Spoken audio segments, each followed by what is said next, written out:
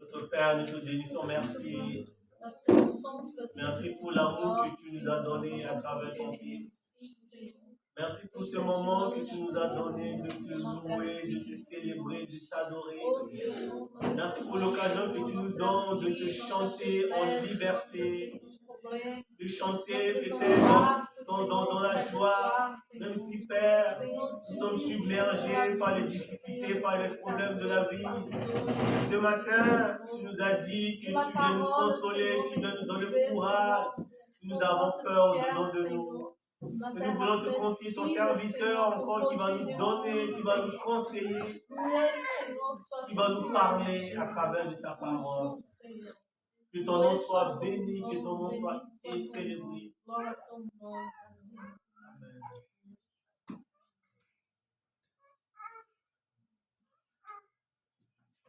Amen. Amen. Dit il y a l'agneau de Dieu qui est mort à la porte. Et nous sommes ce matin heureux. Nous sommes heureux ce matin d'être ensemble et d'adorer l'agneau de Dieu qui nous a aimé le premier, qui a donné sa vie à la croix. Vous savez, le Seigneur, il est bon.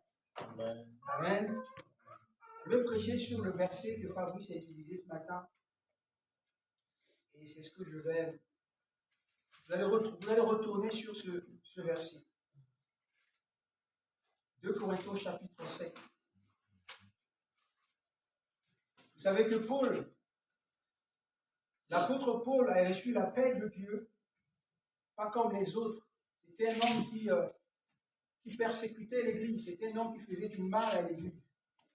C'était un homme qui était violent. Il était brutal. Parce qu'il était formé dans le judaïsme. Et il n'a pas encore reçu la parole de la grâce. Et lui pensait qu'il était en train de servir le Seigneur. Et vous devez savoir que c'est pour cela que nous devons aimer, écouter des serviteurs de Dieu qui nous transmettent des bonnes paroles. Et vous savez, ça c'est important. Si vous avez des pasteurs qui vous enseignent des bonnes paroles, ça vous aidera de ne pas vous tromper. Il est très important. Et Paul était un apôtre choisi par Dieu. La Bible déclare que ce jour-là, il était en train d'aller pour mettre encore en prison les chrétiens. Et subitement, il y a une lumière qui se pointe sur lui et il écoute une voix. Hey. Et là, c'est Jésus qui lui dit, pourquoi tu es en train de me persécuter, Paul? Et Paul n'avait pas compris que l'Église, écoutez frères et sœurs, l'Église que là où nous sommes aussi, l'Église est de Jésus. L'Église est de Jésus. Jésus qui prend soin de l'Église. Et toute personne qui veut persécuter l'Église, il va avoir des problèmes avec Jésus. Et quand tu as le problème avec Jésus, amen. Et Paul, il ne savait pas qu'il avait un problème avec Jésus. Et il écoute une voix. Pourquoi, Paul, tu me persécutes? Il dit, mais t'es qui? Il a dit, Jésus que tu persécutes. Et là, il a compris que ce qu'il faisait, ce n'était pas pour le Seigneur. Il a reçu la révélation de la personne de Jésus. Et il a compris que maintenant, il doit décider. Et dans ce verset ici, on voit que il était en mission à Macédoine, en train de prêcher l'évangile. Et vous devez savoir que l'Église a ses difficultés. L'Église, l'objectif de l'Église est que les âmes, moi, ce que je désire est de voir cette Église remplie. Je vous promets. Moi, je veux voir des gens venir à l'Église parce que je veux que les gens grandissent et que les gens puissent rentrer au ciel. Et Paul, il arrive dans cette ville de Macédoine, il va retrouver les difficultés. Les difficultés qui étaient là dans la ville. C'est exactement l'Église aujourd'hui, c'est difficile pour l'Église. Mais nous comptons sur Dieu. On ne compte pas sur les hommes. Si on compte sur les hommes, on va être déçus. Et là, Paul va dire, moi je vais relire le verset qu'on a lu 2 Corinthiens chapitre 7, à partir du verset 5, en fait, même à notre arrivée en Macédoine, nous avons connu aucun repos. Donc, il n'y avait pas de repos pour eux. Ça montre que Paul est arrivé sur un terrain qui était compliqué, qui était difficile, et que Paul doit prendre le temps, peut-être dans la prière. Et Paul, là, il parle ici qu'on n'avait aucun répit, aucun repos. Il va falloir travailler, il va falloir faire les choses, il va falloir prier, il va falloir évangéliser, il faut faire les choses. Et parfois, dans notre vie, ça arrive comme ça. Il y a des moments où on n'a pas le temps. On travaille tout le temps, on n'a pas le temps même pour soi-même. Ça arrive. Et Paul va dire encore que nous avons aucun repos et nous avons rencontré toutes sortes de difficultés. Et c'est ça que nous devons savoir dans notre vie. Nous allons rencontrer dans notre vie, dans le service pour le Dieu, toutes sortes de difficultés qui peuvent arriver. Ce qu'on n'attendait pas, et c'est ce qui va arriver. On va être surpris. On va dire, mais c'est pas possible. Mais oui. Et Paul est en train de dire ça. Et ça, c'est angoissant, c'est difficile. Quand tu es serviteur de Dieu et que tu donnes ce que tu fais, tu donnes toutes les forces, tu donnes toutes tes énergies, est-ce que tu attends le retour? Et ça rend triste. Et Paul est en train d'exprimer ça, il dit, nous avons rencontré toutes sortes de difficultés. Ça peut t'arriver. Que tu rencontres dans ta vie toutes sortes de difficultés dans ta vie professionnelle. Tu dis, mais pourquoi je vis ces choses? Pourquoi ces choses m'arrivent? Pourquoi je vis ces difficultés dans mon travail? Pourquoi je vis ces difficultés dans ma vie avec mes enfants? Pourquoi ça? Pourquoi ces difficultés avec, ça se passe pas bien avec mes enfants, ça se passe pas bien avec mon mari, ça se passe pas bien dans mon travail? Je ne comprends plus. Et Paul a dit que nous avons rencontré toutes sortes de difficultés. C'est la première chose que Paul va dire. La deuxième chose, Paul va dire que des conflits. Vous savez, des conflits. Donc, c'est pas facile. Il y a des conflits. Des conflits. Donc, Paul, il a retrouvé à Macédoine des conflits. C'est exactement, je pense à David et à Saül. David a passé un temps de conflit avec Saül. Seulement parce que Saül pensait que David est venu prendre sa place de roi. Et David n'avait pas l'intention de ça. Et David a rentré dans un conflit avec Saül et Saül cherchait absolument à finir avec David. Et je pense que Paul a rencontré des conflits comme ça à Macédoine. Le terrain était compliqué. Autour de nous, des craintes. Et quand on parle des craintes, on parle de l'angoisse, on parle de l'anxiété. Vous imaginez? Paul était dans l'angoisse. Il était dans l'anxiété. Ça fait mal, ces choses-là. Et il avait ça pourquoi? Pour l'œuvre de Dieu. Parce que Paul, il était consacré à l'œuvre de Dieu. Et quand l'œuvre de Dieu ne va pas bien, il souffre. Et l'église, c'est comme ça, quand tu es pasteur d'une église, tu désires que l'église puisse aller en avant, tu veux que la vie des gens à l'église améliore, tu veux avoir des hommes qui prient, des femmes qui prient, des jeunes qui prient, le désir de ton cœur, et ça joue sur toi. Paul veut nous montrer ici qu'il n'est pas un extraterrestre, il est humain, en fait. Paul nous explique ça, les difficultés, les conflits. Paul nous dit que non, c'est un humain, Paul. Et ça l'affecte, étant qu'homme. Et ça peut nous affecter. Des difficultés qui arrivent dans notre vie, ça peut nous affecter. Les conflits, ça peut nous affecter. Et Paul dit que ça entraîne la crainte. Est-ce que le travail que je fais là, je vais rester? Est-ce que je vais arriver à payer toutes mes, comment on appelle, oui. Est-ce que je vais finir ce crédit que j'ai pris pour la maison? Quand tu sors le matin pour aller au travail, est-ce que je vais tomber malade et je ne vais pas payer le crédit? Il y a beaucoup de choses qui partent dans la tête. Il y a l'anxiété qui est, il y a l'angoisse qui est là tous les jours pour certaines personnes. J'avais arrivé à payer ce crédit. Est-ce que ce travail, je vais rester longtemps? Comment je vais être? Et Paul est en train de vivre ce temps d'angoisse. Il a dit, crée ton dedans de nous. Et je bénis Dieu. Et je bénis Dieu, écoutez. Je bénis Dieu. Écoutez ce que Paul dit. Vous voyez? Et parfois, nous, mes frères et sœurs, Dieu nous a pas appelés pour échapper aux difficultés. Amen. Écoutez, mes frères et sœurs, Dieu ne nous a pas appelés pour échapper aux difficultés, aux conflits. Mais Dieu nous a appelés à travailler comme ça. On va rencontrer des difficultés dans notre vie, des conflits dans notre vie, mais il sera là. Il sera là. Ce qui nous rassure, c'est que les difficultés peuvent arriver, les conflits peuvent arriver, les craintes peuvent arriver dans notre vie. On peut se poser des questions. L'angoisse peut être là, mais le Seigneur est là. Écoutez ce que moi j'ai beaucoup aimé dans ce verset ici. Le verset 6. Mais Dieu, il parle, mais Dieu qui relève le courage de ceux qui sont abattus. Et Paul parle de qui ici là? Paul parle de lui, qu'il était réellement abattu. Et la personne qui nous parle ici, c'est Paul. Et mes frères et sœurs, Paul, c'était non moins qui a ressuscité des morts, qui a fait marcher les paralytiques. Mais Paul nous dit ici qu'il était abattu. Il y a des situations, il y a des problèmes qui nous abattent. Il y a des problèmes qui nous ramènent plus bas.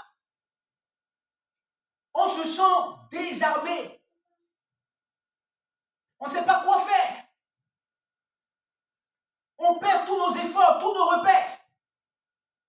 Et là, Paul est en train de dire, mais Dieu qui relève le courage de ceux qui sont abattus. Donc, il était abattu. Il y a un temps, mes frères et sœurs, qu'on est abattu. Ça arrive. Un temps où tu es abattu. Oui, c'est difficile, c'est compliqué. Et Paul nous dit ça. Mais Dieu nous relève le courage de ceux qui sont abattus. Et maintenant, il dit, nous a reconfortés. Voilà. Dieu nous a reconfortés. Non pas par le Saint-Esprit. Et c'est ça que je vais vous dire ce matin. Et c'est ce point-là qui est important que je voulais qu'on puisse se maîtriser. Dieu ne travaille pas avec les... Dieu travaille avec nous. Vous savez,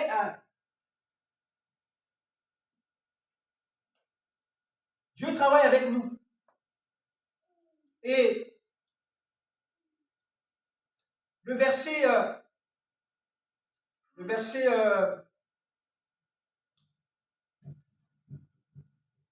6, on va continuer. Il nous a reconfortés par l'arrivée de Tite.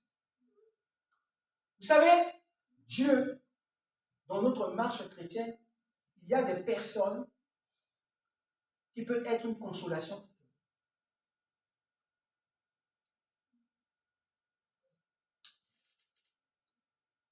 Dieu a mis des personnes qui peuvent être une consolation pour toi.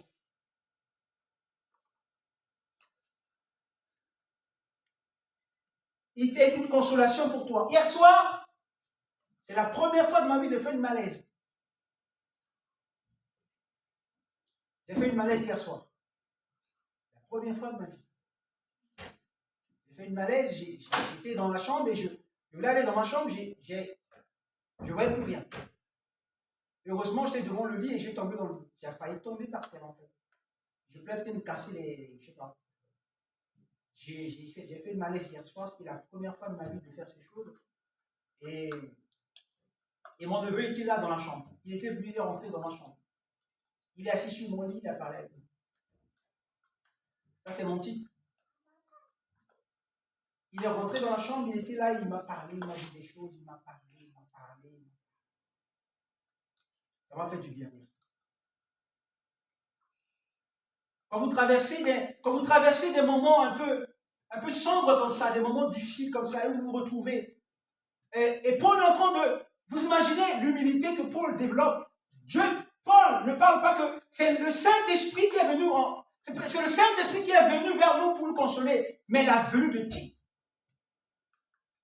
C'est pour cela que nous devons donner de l'importance aux gens.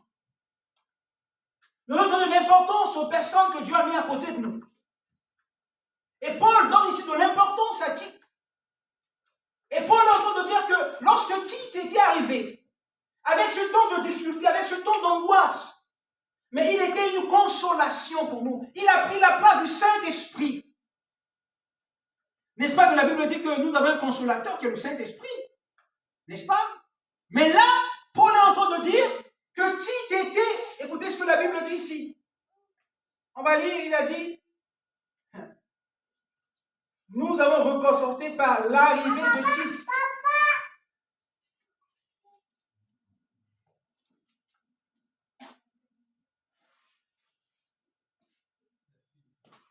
Et il dit que, et ce n'est pas seulement son arrivée qui a produit cet effet, mais encore son rapport sur la façon dont vous l'avez lui-même reconforté. Donc, on voit bien que Paul est en train de recevoir une force, il est en train de recevoir une consolation venant de la part de Tite, qui était venu et qui lui a amené le rapport et qui lui a expliqué les choses. Et Paul, c'était son il était reconforté dans son âme et dans son esprit par rapport à ce que Tite lui a dit. C'est pour cela que j'aimerais vous dire ce matin qu'il y a des personnes que Dieu a placées à côté de nous, comme Tite. Et quand il y a des moments comme ça arrivent dans notre vie, ben, ces gens seront là toujours pour nous aider. Et c'est pour cela que la Bible déclare que lorsque David était dans cette tourment, Dieu avait placé quelqu'un devant David. C'était Jonathan. Dieu a placé quelqu'un à côté de David, c'était Jonathan. Jonathan était rentré en conflit avec son père, Saoul. Il a protégé la vie de qui? De Jonathan. De qui? De David. Mes frères et sœurs, c'est très important dans notre marche chrétienne de savoir considérer nos frères et sœurs. De savoir que ces personnes que Dieu a mis à côté de nous, c'est des personnes qui peuvent nous faire du bien. Amen. C'est très important.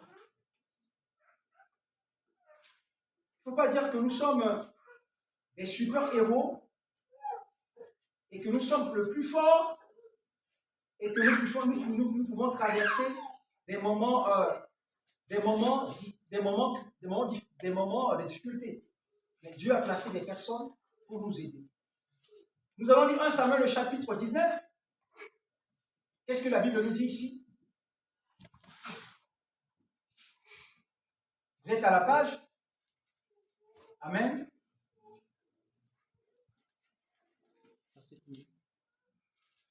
Un Samuel, le chapitre 18, les versets 19 et verset 1.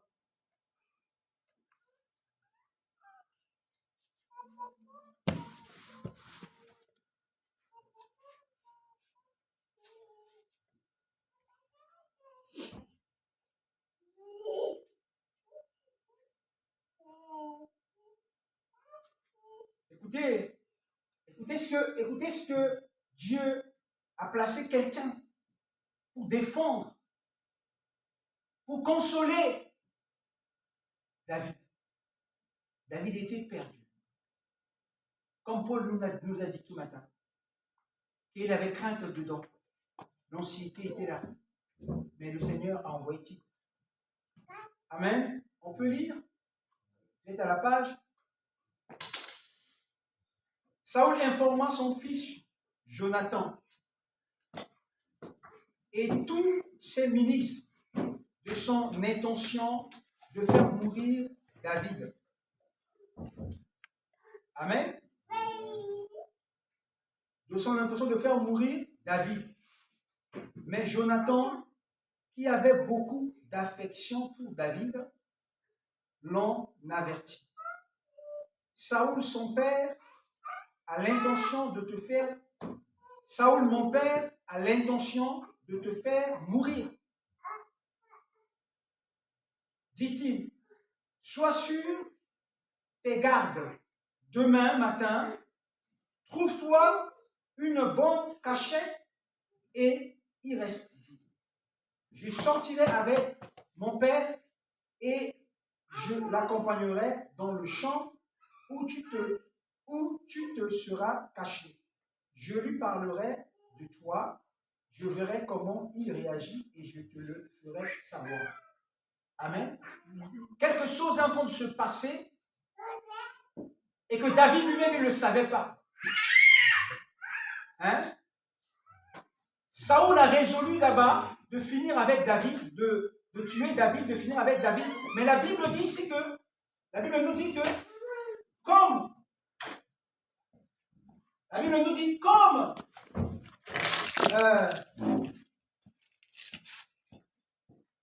la Bible nous dit, comme Jonathan avait de l'affection pour David, il est allé dire à David, il a dit, David, il y a mon père qui veut te nuire, qui veut te tuer.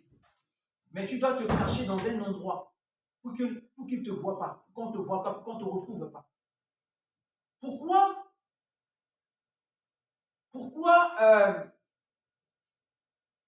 David a fait ça? Parce que Dieu a placé quelqu'un à côté de David, qui est Jonathan. C'est pour cela que dans notre vie, le Seigneur, il a placé des personnes à côté de nous, comme des frères et des sœurs. Des gens là qui peuvent être là pour nous aider, quand nous avons besoin. Ils sont là pour nous soutenir, ils sont là pour nous appuyer. Et la Bible déclare que si David n'était pas mort, c'était à cause aussi de Jonathan. Parce que Jonathan était là pour David. Comme Tite était là pour Paul. Et la Bible déclare que, écoutez, à partir de verset 4, Jonathan vanta à son père les qualités de David. Imagine-toi, il va dire à son père les qualités que David a. Hein, il a les qualités de David. Puis, il ajouta, toi le roi, tu ne dois pas commettre une faute à l'égard de ton serviteur David. Il n'y a pas commis à ton égard. Au contraire, il a toujours agi pour ton profit. Il a risqué sa vie pour tuer les Philistins Goliath. Et ce jour-là, le Seigneur a accordé une grande victoire à Israël. Tu l'as vu et tu t'en réjouis. Pourquoi donc te retrais-tu coupable de verser le sang d'un innocent en faisant mourir David sans motif? Saoul se leva, convaincu par les propos de Jonathan, et déclara par le Seigneur vivant, je jure qu'il ne sera pas mis à mort. Vous voyez comment, qui était là pour David? C'était Jonathan. C'était Jonathan qui est en train de clarifier peut-être. Saoul ne réalisait pas, il ne réalise pas en fait. Il y a des personnes qui ne réalisent pas parfois les qualités que les autres ont, ce que les autres ont apporté. Notre monde aujourd'hui, les gens ne réalisent pas tes qualités, ce que tu as, ce que tu as apporté. Ils oublient très facilement, même dans les entreprises. Tu as donné tous tes efforts, tu as donné tout ce qu'il fallait, mais quand tu fais ce même petite erreur-là, c'est comme si tu as fait une grande faute et puis on te met à la porte tout de suite. Et là, Jonathan commence à clarifier à son père. Il a dit, tu as été humilié par les Philistins. Pendant 40 jours, il n'y avait personne pour relever ta tête. Mais ce jeune homme était venu. Il a relevé ta tête. Oui, c'est ce qu'il voulait dire à son père. Pendant 40 jours, avec l'armée d'Israël, vous étiez là. Goliath sortait ou menaçait. Personne n'allait devant lui. Et ce jeune homme est venu. Il t'a donné la victoire et maintenant tu veux nuire à sa vie. Et il a mis son père devant les faits. Mes frères et sœurs, Nous vivons dans un monde où les gens sont comme ça. Et Jonathan a été le consolateur pour David. Et c'est pour cela que Dieu désire qu'au milieu de nous, que nous soyons là pour les uns et pour les autres. Lorsque les autres entrent dans des problèmes, dans des difficultés, ils peuvent compter sur nous. Ils savent que j'ai mon frère qui est là, j'ai ma soeur qui est là. Et Paul, quand il était revenu, il a été une force. Il a dit, Seigneur, merci, parce que tu étais là. Il s'est senti renouvelé, reconforté. Il est arrivé avec un courage. Vous savez, il y a des personnes comme ça. Quand vous vous retrouvez avec eux, vous avez la force d'avancer. C'est comme s'ils vous poussent en avant. C'est comme ça.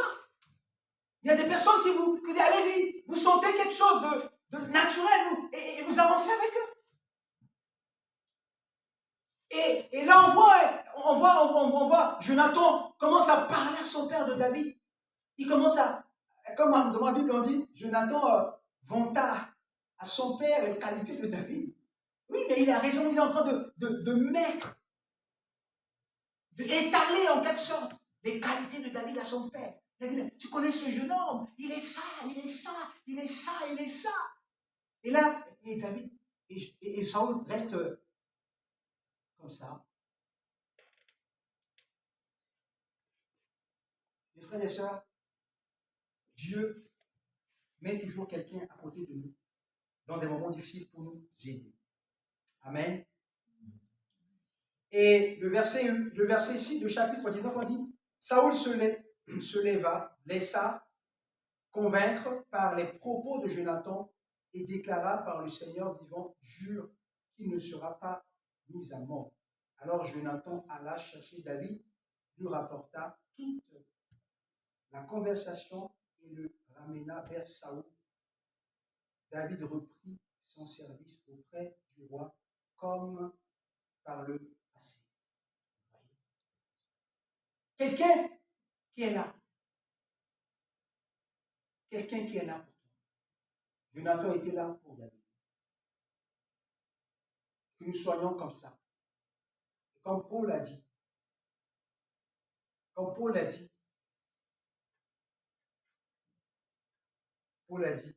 Tite a été pour nous une bénédiction.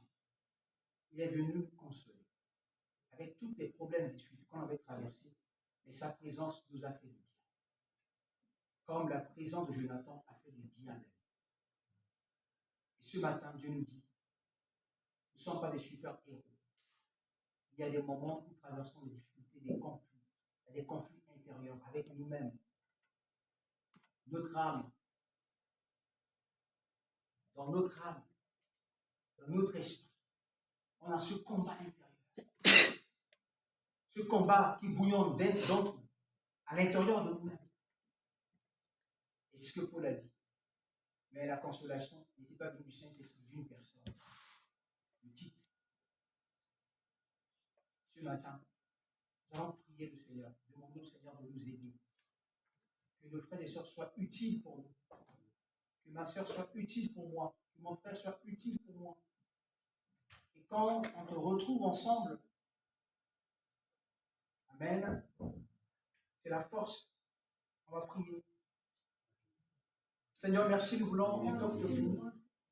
Nous voulons te remercier parce que la Bible déclare que Paul, dans son service pour toi, il a traversé des temps de difficulté, des temps de conflit. La Bible dit qu'il était abattu. Mais toi, Dieu, il sait nous relever, nous donner la force. Et tu es venu, Seigneur, tu as envoyé Tite pour venir reconforter ton serviteur Paul. Et comme tu as fait également dans la vie de David, en plaçant Jonathan à côté de lui. Seigneur, dans notre vie, il y a des personnes que tu places toujours à côté de nous pour nous aider dans nos difficultés. Merci encore, Seigneur, de bénir ton Église, de nous faire du bien, que nous puissions encore grandir avec toi, nous puissions encore comprendre que, Seigneur, nous avons besoin de nos frères et sœurs à côté de nous, afin que tout ensemble nous puissions avancer ensemble lorsque nous sommes dans les besoins, dans les difficultés. Que nos frères et sœurs peuvent être là pour nous aider et pour nous soutenir. Ô notre Père, nous te bénissons et nous te rendons des multiplications de grâce. Que toute la gloire te revienne ce matin. Dans le nom de Jésus.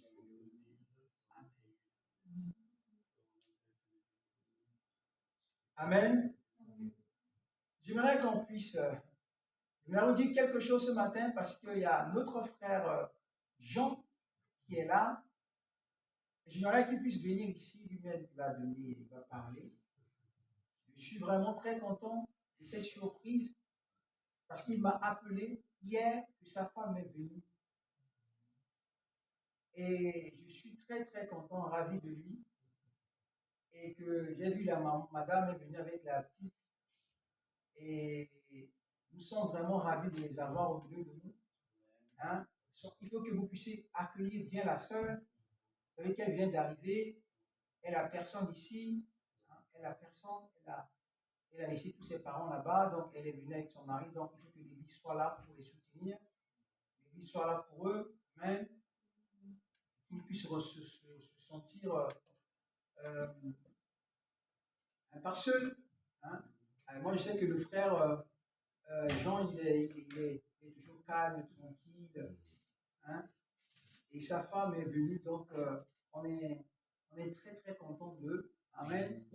D'être au milieu de nous, que Dieu puisse les bénir. Je lui laisse dire quelque chose pour l'Église, après, je laisse la place à Fabrice. Tu as le temps, mon frère. Ouais, Junior pour appeler sa femme. Oui, Yasmine est partie d'appeler. Les annonces. Merci à la famille chrétienne. Une joie pour nous d'appartenir à ce corps de Christ-là. Et je tiens aussi à dire merci pour les prières à mon égard. Parce que ça peut compter.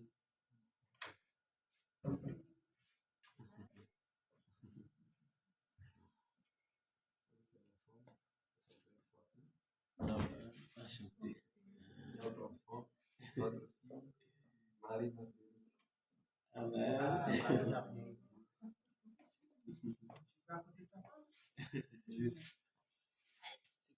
Je tiens à vous dire merci. Nous avons à dire merci à Jésus-Christ parce que ça n'a pas été facile. Ça n'a pas été vraiment facile. On était en Côte d'Ivoire et puis je ne vais pas trop rentrer dans les détails pour ne pas éterniser. Mais on était en Côte d'Ivoire et tout, donc je suis passé par Campus France pour venir faire les études. Et du coup, je l'ai laissé là-bas. Et après, je suis reparti et voilà, on a fait les présentations aux parents et puis on s'est marié et je suis venu. Et là, il a fallu 2 ans, 3 ans, toujours pas. J'avais opté pour qu'elle fasse les études ici.